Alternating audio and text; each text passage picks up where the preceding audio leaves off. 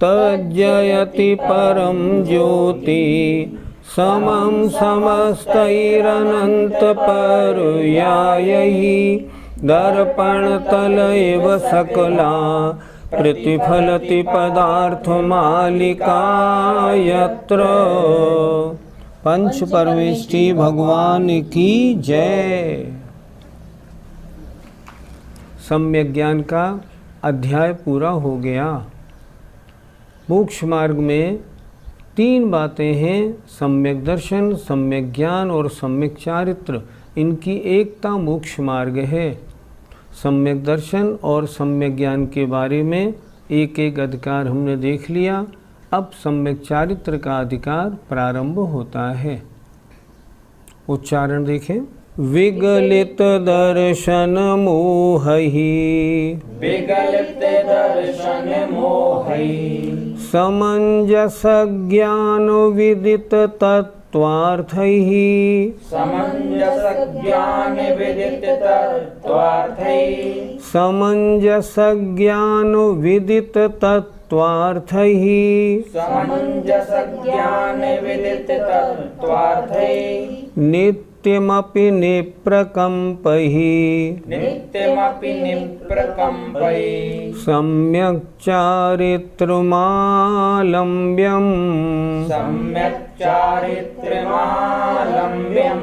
विगलित नष्ट कर दिया है दर्शन मोही, दर्शन मोह को जिन्होंने, अर्थात जिनको सम्यक दर्शन प्राप्त हो गया है।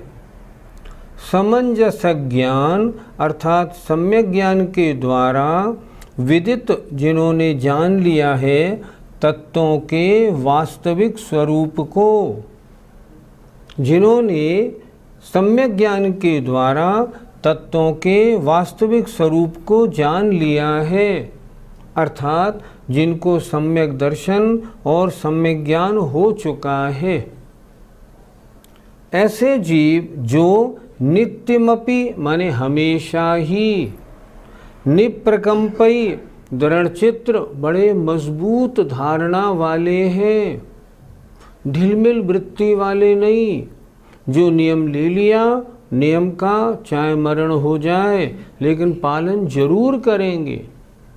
ऐसे निप्रकंपई जो दृढ़चित्त वाले हैं उनको सम्यक चारित्र का आलंबन लेना चाहिए, अर्थात सम्यक चारित्र धारण करना चाहिए।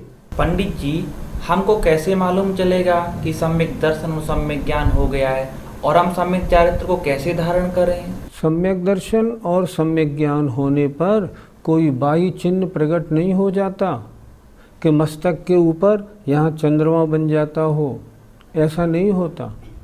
अर्थात यह कहने का तात्पर्य है जिन्होंने 7 तत्वों को जान लिया है और जिनकी श्रद्धा एकदम मजबूत है, ऐसे लोगों को सम्यक चारित्र का अवलंबन लेना चाहिए।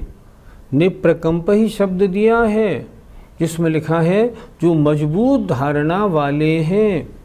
आज कुछ कल कुछ जो ढिलमिल धारणा वाले हैं, अगर वो सम्यक चारित्र का आलंबन लेंगे तो सिवाय धर्म की बदनामी के और कुछ नहीं करा पाएंगे। इसलिए जिनको सम्यक दर्शन सम्यक ज्ञान हो गया हो, ऐसे जीवों को जो दृढ़चित्त हैं सम्यक चारित्र का अवलंबन लेना चाहिए। पंडित जी, यदि किसी जीव को सम्यक दर्शन सम्यक ज्ञान ना हुआ हो तो क्या वह चारित्र को बिल्कुल भी धारण ना कर सके? आजकल अपने दिगंबर जैन समाज में एक ऐसा भी समूह है, जब उससे चारित्र धारण करने की बात करो तो वो कहता है पहले सम्यक दर्शन तो हो जाए, तो क्या सम्यक दर्शन होने का कोई सिग्नल होता है क्या? आपकी धारणा मजबूत हो गई, आपको सच्चे देव शास्त्र गुरु सात तत्वों का श्रद्धान हो गया, फिर आपत्ति क्या है? आचार्यों ने और ख़ास तौर पर छैडालाकार ने जहाँ 3 आत्माओं का स्वरूप लिखा है, उसमें बहिरात्मा के लिए क्या लिखा? देह जीव को एक गिने बहिरात्म तत्व मुधा है। जो शरीर आत्मा को एक मानते हैं वे मिथ्या दृष्टि हैं। अब जिन जीवों का स्वाध्याय है वो शरीर आत्मा को एक कभी मान कैसे सकते हैं? मुझे घटना आ जाती याद आती है, हमने समय सार पढ़ा ब्रह्मचारी सुरेंद्र नाथ जी ईसरी वालों से। एक दिन वो आगरा जब आए हुए थे तो प्रवचन के दौरान वो हमसे बोले, तुम अपने को सम्यक दृष्टि मानते हो या मिथ्या दृष्टि? करीब 30-40 साल पहले की बात होगी। हम सोच के बोले, हम मिथ्या दृष्टि हैं। वो हंसे और बोले, अच्छा एक बात बताओ, अगर कोई तुमको ज़मीन पे पटक दे और तुम्हारे सीने के ऊपर चढ़ के बैठ जाए पिस्तौल लेके, तुमसे कहे बोलो शरीर और आत्मा एक है, क्या बोलोगे? हम कहेंगे, हम बोलेंगे भैया मार चाहे छोड़, शरीर अलग आत्मा अलग। बोले जब इतने मजबूत हो फिर बहिरात्मा कैसे? और बहुत सही बात कही उन्होंने। देह जीव को एक गिने वो बहिरात्मा है। तुम पक्के हो शरीर आत्मा अलग है? बिल्कुल अलग है, इसमें कोई शक की बात ही नहीं। इसका मतलब सम्यक दृष्टि हो। तो क्या सम्यक की आराधना में तुम सारा जीवन लगाओगे? नहीं, पहले हमें सम्यक दर्शन हो जाए, ये जन्म तो हमारा सम्यक की आराधना में जाएगा। भैया स्पष्ट क्यों नहीं बोलते? सम्यक चारित्र के नाम से तुमको डर लगता है, डर। तुम्हें शरीर को सुखी रखना ज़्यादा अच्छा लगता है। याद रखना इष्टोपदेश की कारिका, या जीवस्योपकाराय तद्देहस्योपकारकम और या देहस्योपकाराय तज्जीवस्योपकारकम। जो अपने शरीर का ख्याल रखते हैं ना, उन्हें आत्मा का ख्याल नहीं रहता। क्यों नहीं रहता? जो शरीर का उपकार करना है वो आत्मा का अनुपकार करना है, और जो आत्मा का उपकार करेगा उसके शरीर का तो अनुपकार होगा ही। चारित्र धारण की भावना बहुत टेढ़ा काम है, इसलिए लिखा निप्रकंपई। जो मजबूत लोग हैं वो ही धारण कर सकते हैं, ऐसे नहीं। अब एक बात और विचारनी है, घर में रह के अगर आपको सम्यक की आराधना करनी है और मान लो आप मुनि बन गए, तो मुनि बनने के बाद अब तो 24 घंटे सिवाय सम्यक की आराधना के दूसरा काम ही नहीं। पहले तो आप पे ढेर सारे विकल्प, गृहस्थी के ढेर सारे काम धंधे और भी थे, अब तो एक भी काम नहीं। अब 24 घंटे एक काम, बस अपने आत्मा की आराधना, समय सार का चिंतन, एक ही काम तो रह गया। तो मुनि बनने के बाद तो सम्यक की आराधना और भी अच्छी हो जाएगी। इसलिए ऐसा कभी नहीं समझना, कभी मत कहना कि अभी हम सम्यक की आराधना में लगे हैं, चारित्र की बात तो बाद में सोचेंगे। गलत। मिथ्या दृष्टि है मान लो, अभी ज्ञान पक्का नहीं है, और फिर भी अगर चारित्र को धारण किया है तो अभी फायदेमंदी है, नुकसान क्या है? पहले पाप करते थे, अब आपने कुछ पापों को छोड़ दिया तो पाप छूटे ना। अगर मिथ्या दृष्टि है तो अभी फायदा ही तो हुआ, नुकसान तो हुआ नहीं। इसलिए चारित्र के धारण में कभी पीछे नहीं हटना। चाहे सम्यक दर्शन की आराधना कर रहे हो, करे जाओ जीवन भर, पर चारित्र के लिए जल्दी से जल्दी अंगीकार करना है। पंडित जी, सम्यक दर्शन, सम्यक ज्ञान बड़ा है या सम्यक चारित्र बड़ा है? बड़ा तो सम्यक चारित्र है, क्योंकि आचार्य कुंद महाराज ने एक जगह लिखा, चारित्रम खलु धम्मो, वास्तव में तो चारित्र ही धर्म है। लेकिन अगर चारित्र बहिरंग हो और अंदर सम्यक दर्शन ज्ञान नहीं हो तो वह चारित्र ही नहीं है। अगर मात्र सम्यक दर्शन है, मोक्ष मार्गी नहीं है। जब चारित्र है तो मोक्ष मार्गी है। महिमा ज़्यादा किसकी? सम्यक दर्शन सम्यक ज्ञान सहित चारित्र की। लेकिन मोक्ष में ले जाने वाला कौन है? चारित्र है। लेकिन वो चारित्र सम्यक दर्शन ज्ञान सहित तो होना चाहिए। प्रारंभ कहाँ से होगा? सम्यक तो होने पर होगा, पर सिद्धि किससे होगी? निश्चल चारित्र से होगी। इसलिए आचार्य ने खलु धम्मो लिखा, चारित्रम खलु धम्मो, वास्तव में तो चारित्र ही धर्म है। इसलिए चारित्र की महिमा अद्भुत है। चारित्र का मतलब क्या होता है? चारित्र का मतलब होता है आचरण। सम्यक चारित्र, सच्चा आचरण। सच्चा आचरण कैसा होगा? 5 पापों से रहित होगा। 5 पापों से जो संपूर्ण विरति है, 5 पापों का जो संपूर्ण त्याग है, उसका नाम है चारित्र। चारित्र माने आचरण। हमारा आचरण कैसा होना चाहिए? हमारे आचरण में 5 पापों का संपूर्ण त्याग होना चाहिए, उसका नाम चारित्र है। अगर कोई श्रावक हो, एक देश अगर 5 पापों का त्याग करे, तब वो एक देश चारित्री है, अभी चारित्रवान हुआ नहीं। तो इसका मतलब हुआ चारित्र का मतलब आचरण है। पंडित जी, ज्ञान पूज्य है या फिर चारित्र? सम्यक तो सहित ज्ञान पूज्य है, महान है। क्यों? क्योंकि वैसा होने पर चारित्र होता है। पर वास्तव में तो चारित्र पूज्य है, क्योंकि केवल ज्ञान तो चारित्र से ही प्राप्त होता है। मति श्रुत अवधि मन परिय ज्ञान कितने ही हो जाएं, विपुल मति मन परिय ज्ञानी हो, सर्वावधि अवधि ज्ञानी हो, नहीं, अभी केवल ज्ञान नहीं होगा। कब तक नहीं होगा? जब तक यथाख्यात चारित्र ना हो। केवल ज्ञान किसने प्राप्त कराया? यथाख्यात चारित्र ने प्राप्त कराया। सिद्ध अवस्था किसने प्राप्त कराई? यथाख्यात चारित्र ने प्राप्त कराई। इसलिए चारित्र परम पूज्य है, ऐसी धारणा बनानी चाहिए। इसलिए अपने जीवन में जैसे बने वैसे, जितना बने उतने चारित्र को जरूर धारण करें। अगला श्लोक देखिए।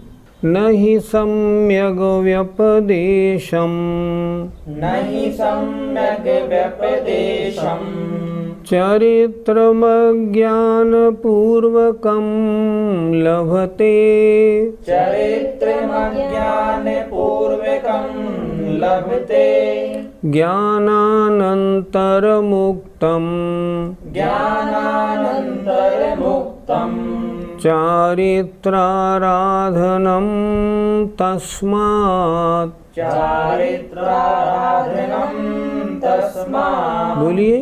नई सम्यग् व्यपदेशं चरित्रमज्ञानपूर्वकं लभते ज्ञानानन्तरमुक्तं चारित्राराधनं तस्मात्। नहीं माने नहीं, सम्यक माने सच्चा, कथन माने कहने में आता है।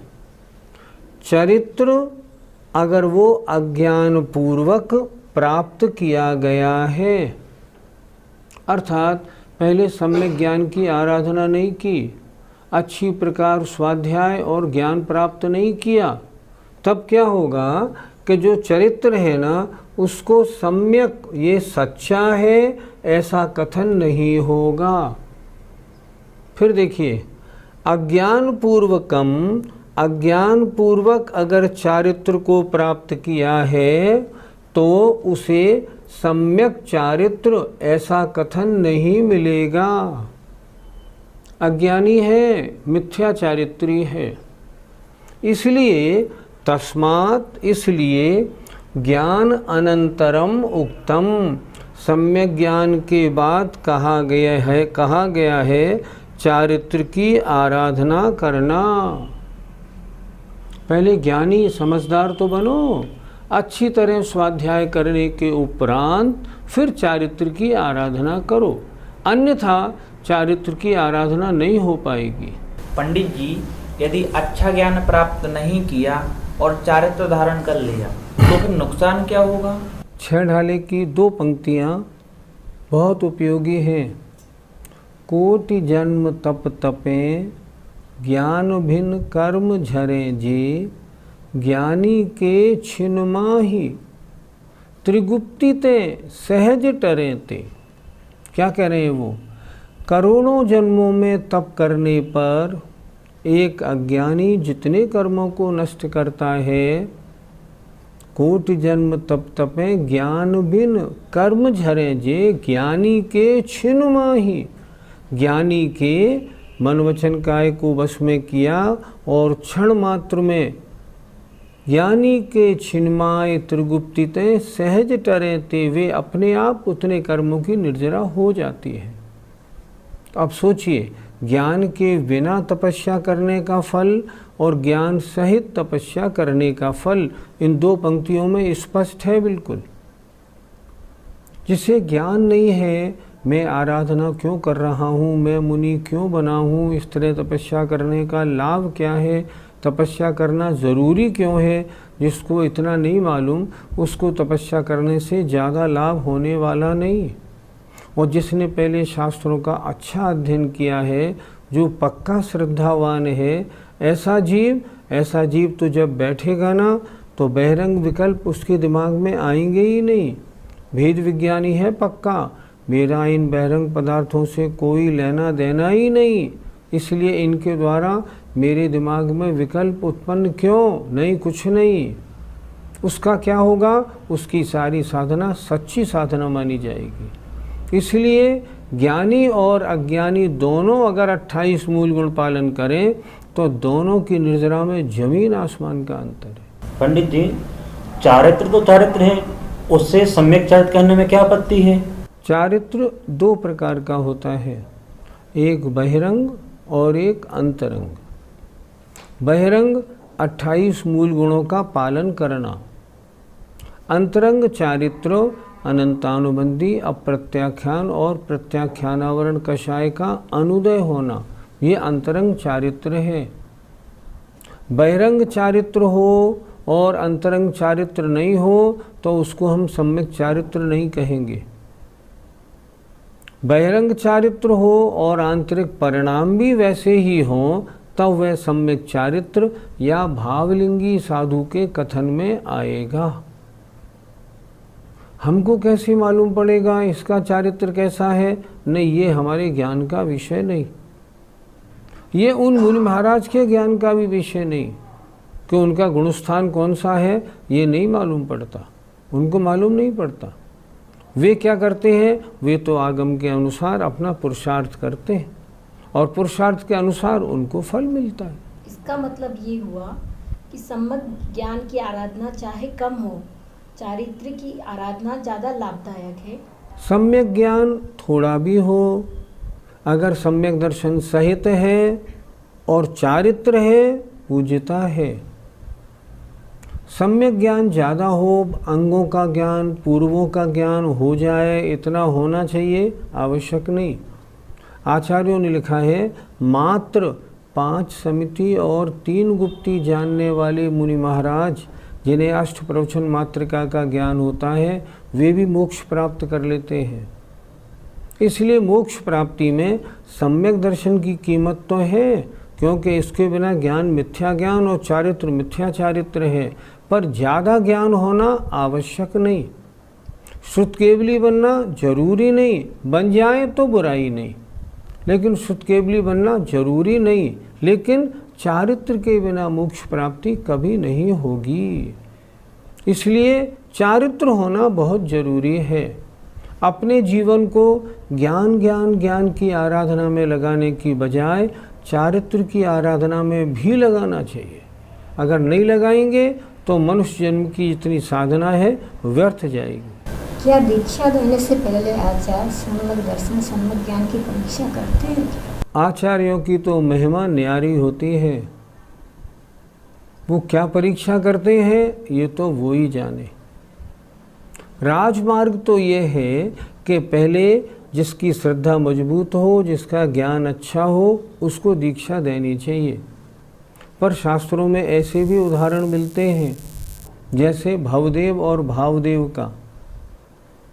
भवदेव तो मुनि बन गए थे और भावदेव शादी करके आए थे। जिस दिन भावदेव शादी करके आए उस दिन भवदेव मुनि अवस्था में उस नगरी में आए हुए थे।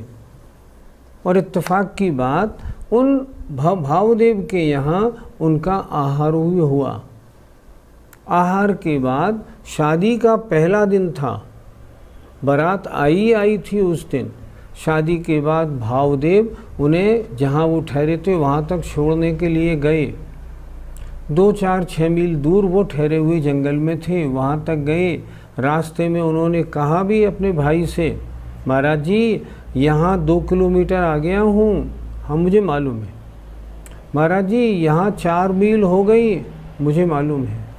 गए, उन्होंने आचार्य जो अपने थे उन आचार्य की भावदेव से वंदना और दर्शन कराए। आचार्य ने भावदेव के दर्शन करते ही देख लिया भव्य आत्मा है, क्या करना, इसको यही दीक्षा देनी चाहिए। सोचो, आज शादी होके आई है, अभी दुल्हन का पहला दिन है और वो छोड़ने गया है, और छोड़ने गया है, उसका मन लगेगा क्या, नहीं लगेगा। तो अभी उन आचार्य ने उसकी भव्यता देख के और उनको वहीं पे दीक्षा देने की बात कर ली और दीक्षा भी दे दी। अब दीक्षा दे तो दी पर उनका मन नहीं लगा, वो घर गए ही नहीं लौट के वहाँ से। खैर कई वर्ष बाद जब वो घूम फिर के पुनः अपने गांव में अपने मंदिर में आए तो उनको वो शल्य लगी थी, मेरी पत्नी का क्या हुआ होगा। तब उन्होंने उसी मंदिर जी में गए तो वहाँ एक आरिका माताजी बैठी थी। उन आरिका माताजी से कहा, यहाँ पहले एक फला नाम की लेडी थी जिसकी शादी हुई थी और पहले दिन ही उसके पति दीक्षा ले गए थे, उस लेडी का क्या हुआ। तो आरिका ही वो लेडी थी एक्चुअली, उनकी पत्नी।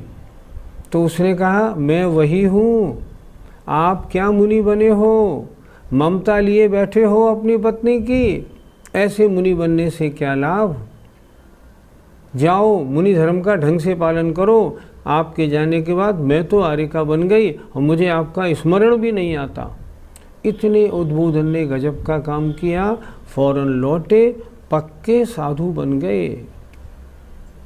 तो ऐसे भी होता है, आचार्य सामने वाले जीव की भव्यता देख लेते हैं ना, तो भी उसमें ज्ञान की कमी भी हो तो भी दीक्षा दे देते हैं। वो जानते हैं आज दीक्षा दे दो। वारिशेण और पुष्पडाल का प्रकरण हम सब लोगों ने सुना होगा। पुष्पडाल का मन भी अपनी पत्नी में उलझा था, लेकिन वारिशेण के साथ था। वारिशेण ने कैसे उनका स्थितिकरण करके उसको सही बना दिया। इस तरह ये तो आचार्यों पे डिपेंड करता है कि वो क्या योग्यता देखते हैं। आचार्य बड़े महान होते हैं, उनकी बुद्धि अद्भुत होती है। इसलिए नियम तो राजमार्ग ये है, पहले सम्यक दर्शन सम्यक ज्ञान की आराधना करने वाला जो हो उसको चारित्र धारण कराए, पर आचार्य अपनी दृष्टि से जो समझ ले उसके अनुसार वे अपना कार्य करते हैं। जय जिनेन्द्र।